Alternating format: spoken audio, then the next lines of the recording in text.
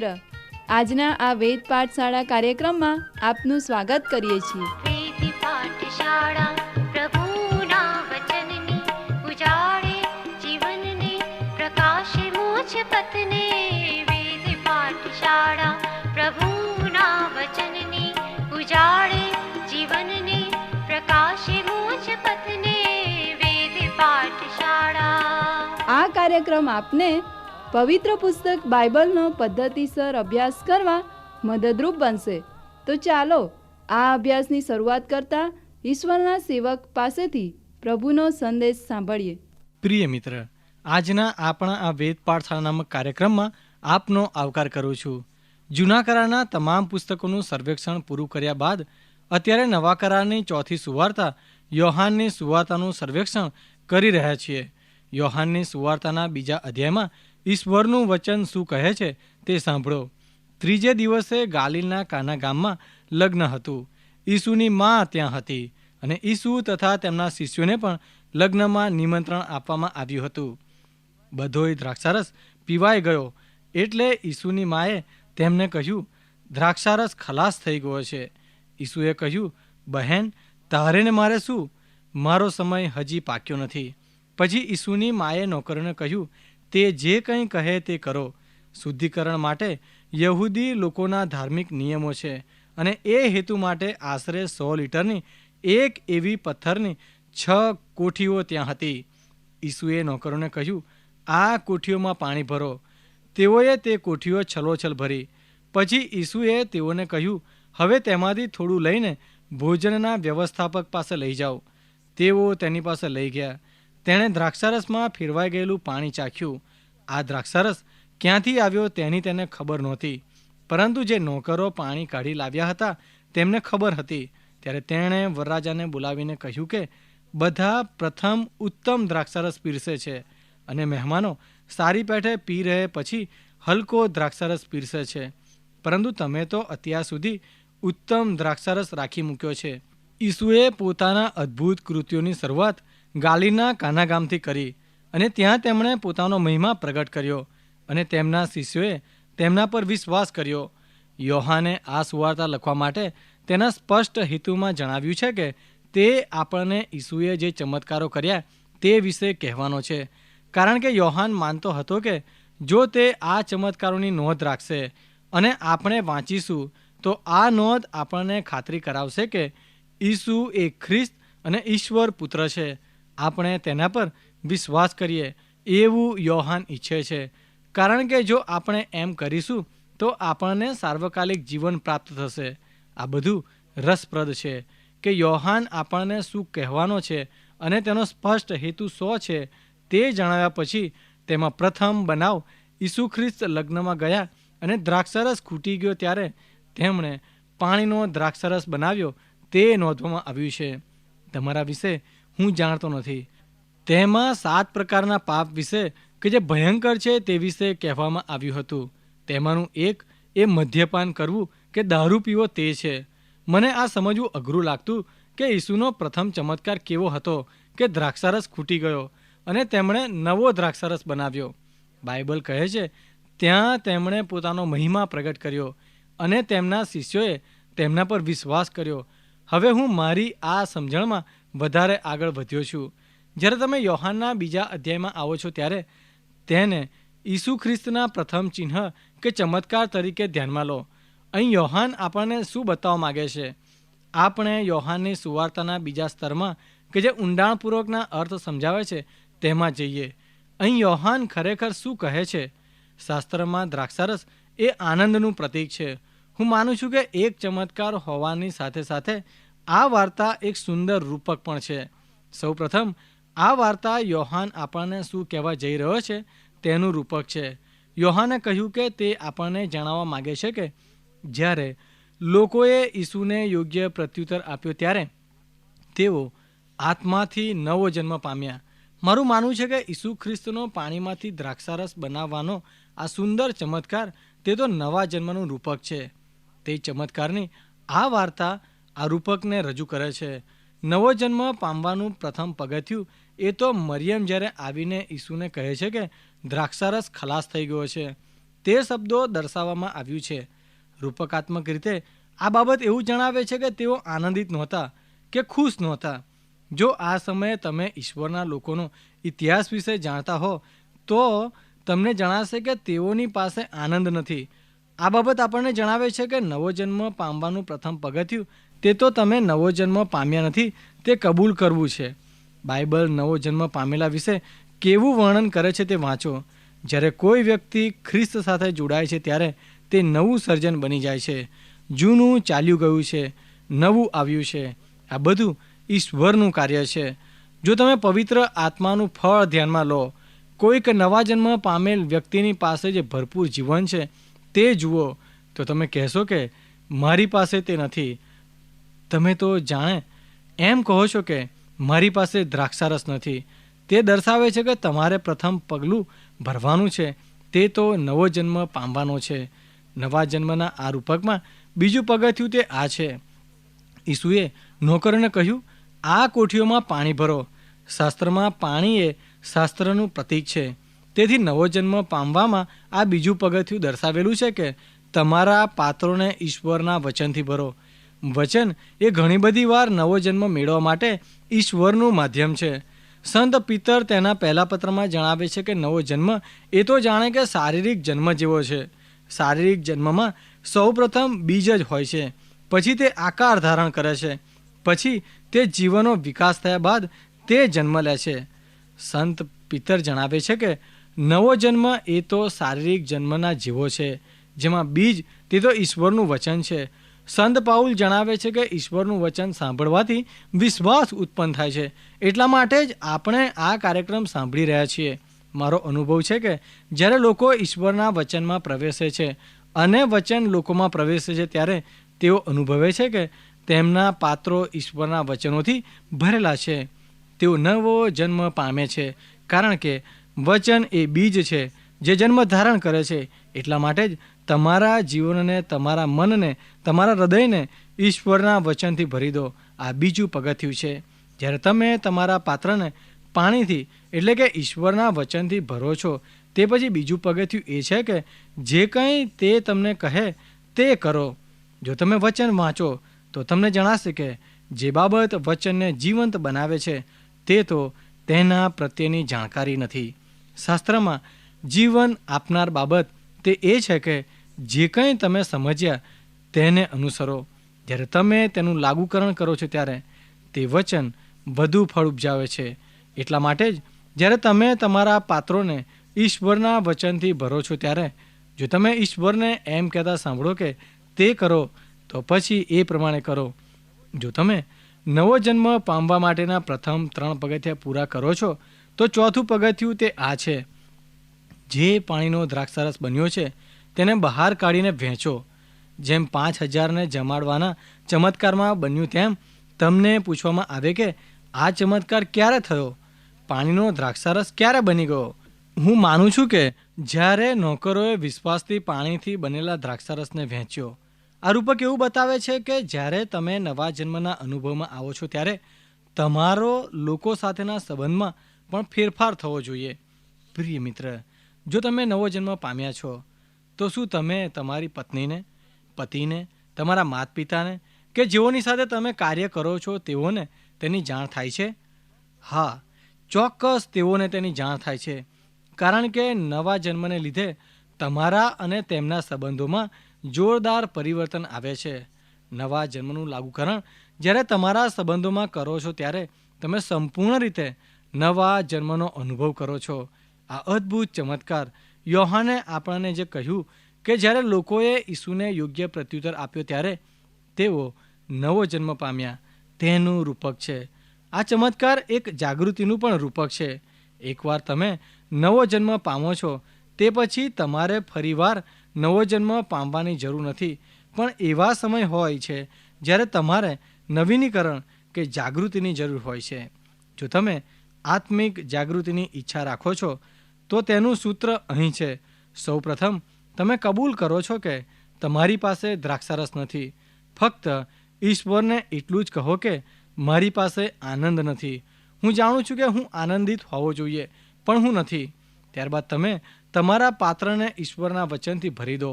એવા સ્થળોએ જાઓ અને સંગત માણો. તમારા હૃદયને અને મનને ઈશ્વરના વચનથી ભરી દો.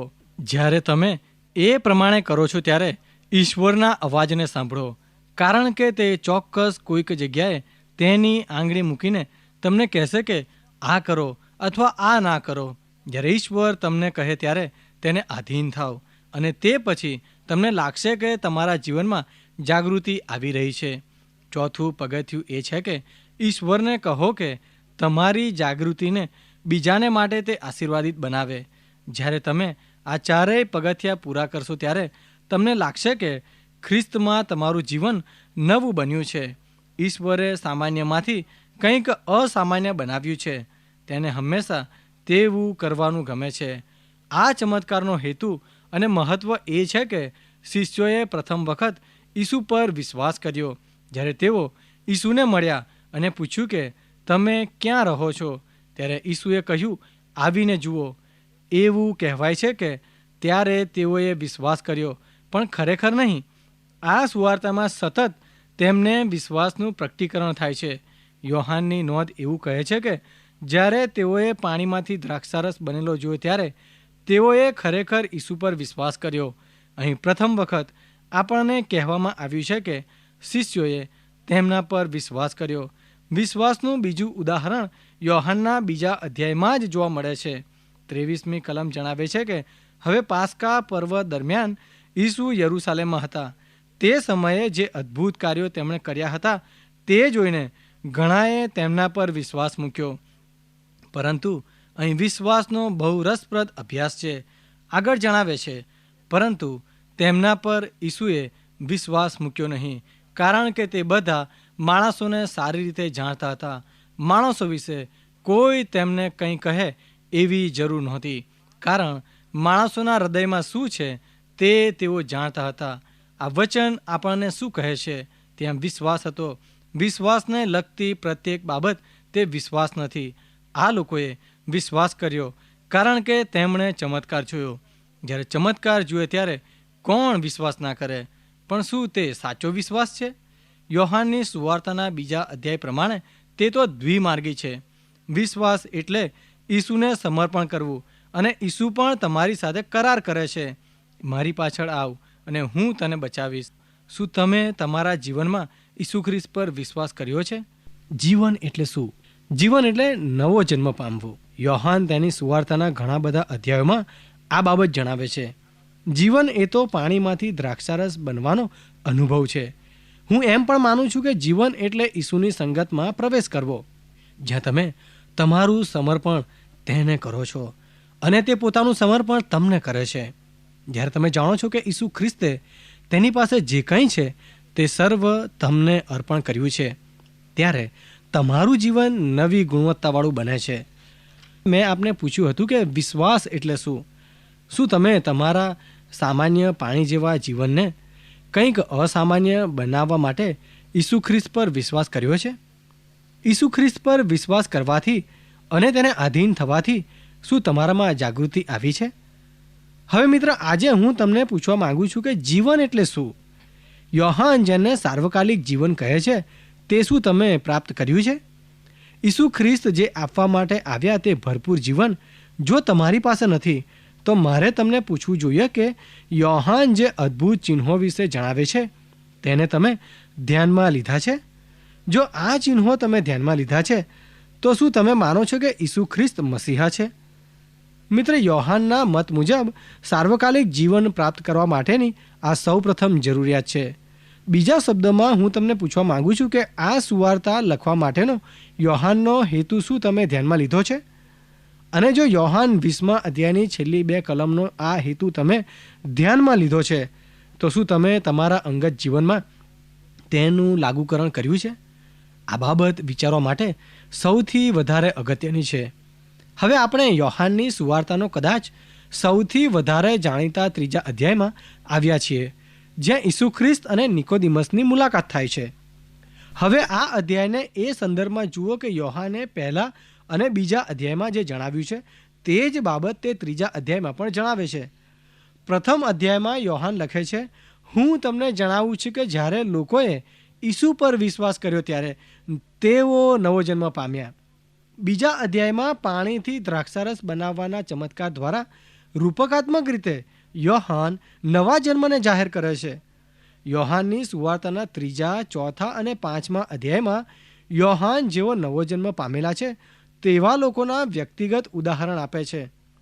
સૌથી પ્રથમ નિકોદિમસ કે જે યહૂદીઓનો અધિકારી હતો તેના વિશે લખે છે.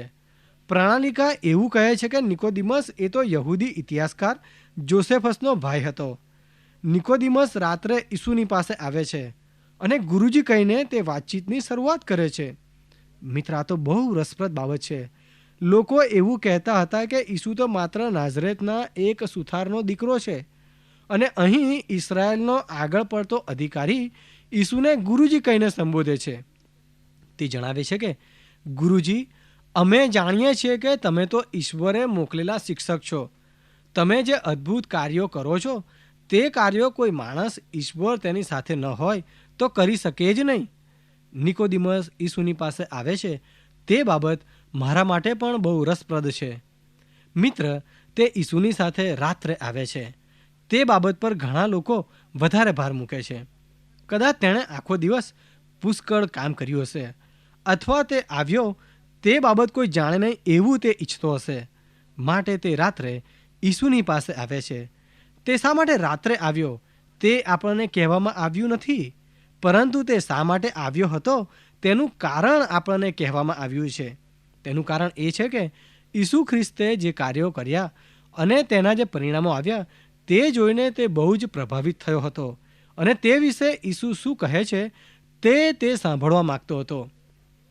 હવે જો આપણે એવું વિચારીએ છીએ કે આજે તેના સિવાય બીજો કોઈ માર્ગ છે તો આપણે પોતાને છેતરીએ છીએ. યાદ રાખો કે ઈસુ ખ્રિસ્ત કામની જાહેરાત કર્યા કરતાં તેના અમલ પર વધારે ભાર મૂકે છે. અહીં તે તત્વજ્ઞાનનું ફળ જોઈ શકાય છે.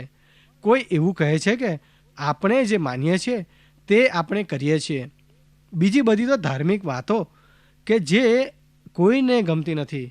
નિકોદિમસ ઈસુની ધાર્મિક વાતો સાંભળીને તેની પાસે આવ્યો નહોતો, પરંતુ ઈસુ જે કરે છે તે તેણે જોયું હતું, માટે તે આવ્યો હતો.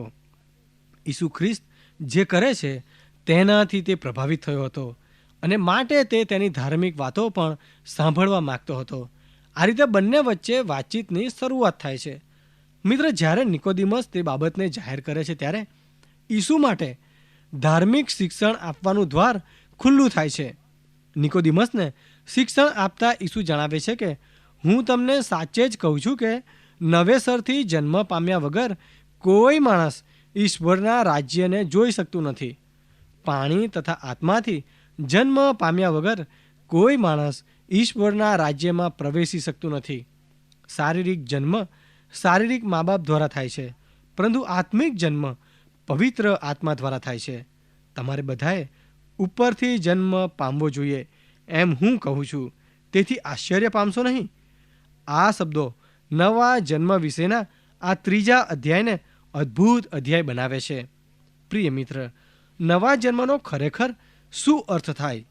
જ્યારે આપણે નવા જન્મ સંબંધી જોઈ રહ્યા છીએ ત્યારે સૌપ્રથમ આપણે આ પ્રશ્ન પૂછીએ, ઈસુના મત મુજબ નવા જન્મનો હેતુ શું છે? ઈસુ ખ્રિસ્ત એવું શીખવતા નથી કે નવો જન્મ એટલે કે અંત. નવો જન્મ એ તો અંત તરફ જવાનું સાધન કે ઉપાય છે. ઈસુએ કહ્યું, તમારે નવો જન્મ પામવો જ જોઈએ, કારણ કે જે દેહથી જન્મેલું છે તે દેહ જ છે. તમારો શારીરિક જન્મ તમને શારીરિક સજીવ બનાવે છે. તમે ચોક્કસ કહેશો કે ઈસુએ એવું કહ્યું કે શારીરિક જન્મ તમને સંસ્કારી પ્રાણી બનાવે છે, તે તમને આત્મિક રીતે જીવંત બનાવતો નથી. જો તમે આત્મિક બનવા માગો છો તો તમારો આત્મિક જન્મ થવો જોઈએ. શારીરિક જન્મથી તમે શારીરિક વ્યક્તિ બનો છો. તમારે નવો જન્મ પામવો જ જોઈએ, કારણ કે જે દેહથી જન્મેલો છે તે દેહ જ છે. અને ઈસુએ કહ્યું, તમારે નવેસરથી જન્મ પામવો જોઈએ, કારણ કે તે વગર કોઈ ઈશ્વરનું રાજ્ય જોઈ શકતું નથી અને ઈશ્વરના રાજ્યમાં પ્રવેશી શકતું નથી. અહીં પાયારૂપ સત્ય તો ઈશ્વરનું રાજ્ય છે, નવો જન્મ નહીં. નવો જન્મ તે તો માત્ર સાધન છે. ઈશ્વરનું રાજ્ય તે તો અંત છે, અને નવો જન્મ તે અંત તરફ જવાનું સાધન છે. ઈશ્વરનું રાજ્ય શું છે મિત્ર? આ પ્રશ્નનો જવાબ આપણે જૂના કરારમાં અને ગિરી પ્રવચનમાં શીખી ગયા છીએ. ઈશ્વરનું રાજ્ય તે તો એવું રાજ્ય છે કે જ્યાં ઈશ્વર રાજ કરે છે. સરળ સત્ય આ છે કે ઈશ્વર રાજા છે અને તેના રાજ્ય પર તેનો અધિકાર છે. જો એમાં તમારો સમાવેશ થાય છે અને તમે તેની પ્રજા છો અને તે તમારો રાજા છે, તો તમે તેના રાજ્યના ભાગીદાર છો. તમે તેનું રાજ્ય જોયું છે અને તમે તેમાં પ્રવેશ કર્યો છે. કોઈ કારણસર ઘણા લોકો એવું માને છે કે ઈશ્વરનું રાજ્ય તો મરણ પછી સ્વર્ગમાં છે. ઈસુની નિકોદિમસ સાથેની વાતચીતનો તેઓ એવો ખુલાસો આપે છે કે જો તમે નવો જન્મ પામ્યા ન હોય તો મરણ પછી તમે કદી સ્વર્ગમાં જઈ શકતા નથી. ઈસુ ખ્રિસ્તે આવું કહ્યું નથી. ઈસુએ કહ્યું કે નિકોદિમસ, ઈશ્વરના રાજ્ય જેવી કોઈ બાબત છે. જો તમે નવો જન્મ પામેલા ન હોય તો તમે કદી ઈશ્વરનું રાજ્ય જોઈ શકતા નથી અને તેમાં પ્રવેશ પણ કરી શકતા નથી. પણ ચોક્કસ સત્ય આ છે કે જો તમે નવો જન્મ પામશો તો તમે મરણ પછી નહીં પણ હમણાં જ અથવા તો હંમેશા જ ઈશ્વરનું રાજ્ય જોઈ શકશો અને તેમાં પ્રવેશ કરી શકશો. નવા જન્મનું પ્રથમ ફળ એ છે કે ઈસુ ખ્રિસ્ત પ્રભુ છે. જો હું નવો જન્મ પામું છું તો હું ઈશ્વરના રાજ્યને જોઈ શકીશ, અને જ્યાં ઈસુ છે કે જે મારો પ્રભુ અને મારો રાજા છે તે રાજ્યમાં પ્રવેશ કરીશ. એક વખત એક વડીલોની સભામાં પ્રભુના એક સેવકે તેમને 2 પ્રશ્નો પૂછ્યા. એક તો તમારી અગ્રિમતા કઈ હોવી જોઈએ, અને બીજો પ્રશ્ન, તમે તમારો સમય, તમારા પૈસા, તમારી શક્તિ અને તમારી જાતને કેવી રીતે ખર્ચો છો? તેઓએ તેમને પ્રમાણિકતાથી જવાબ આપવા જણાવ્યું. કેટલાકે જવાબ આપ્યો કે મારા જીવનમાં મેં પ્રથમ વખત જોયું કે ઈસુએ કહ્યું છે કે તે મારી પ્રથમ અગ્રિમતા હોવી જોઈએ. મેં પહેલાં કદી આવું કહ્યું નહોતું. ત્યારબાદ બીજા પ્રશ્નનો જવાબ આપતા કેટલાકે કહ્યું, મારા જીવનમાં સૌથી અગત્યની બાબત હું, મારી પત્ની, મારા બાળકો, મારી નિવૃત્તિ, મારી સલામતી વગેરે છે. તેઓના જવાબો મેળવ્યા પછી પ્રભુના આ સેવકે તેમને યોહાનના 3 અધ્યાય તરફ લઈ જતા કહ્યું કે ઈસુએ કહ્યું છે કે જો તમે નવો જન્મ પામ્યા છો તો હું તમારો રાજા થઈશ. ઈશ્વર તમારો રાજા બનશે. તમે ઈશ્વર સાથે આ સંબંધમાં આવશો કે જ્યાં તે તમારો રાજા છે. એનો અર્થ એવો નથી કે તે સંપૂર્ણપણે તમારો રાજા બની ગયો છે, પણ તમે તેની સાથે આ સંબંધમાં આવ્યા છો. ઈશ્વરના રાજ્યને જોઈને તેમાં પ્રવેશ કરવો તે નવા જન્મના પુરાવા છે.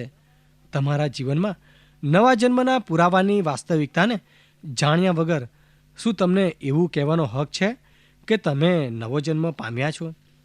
પ્રિય મિત્ર, જે વ્યક્તિ નવો જન્મ પામેલી છે તે આ સત્યને નિહાળે છે કે ઈશ્વર મારો રાજા છે અને હું તેની પ્રજા છું.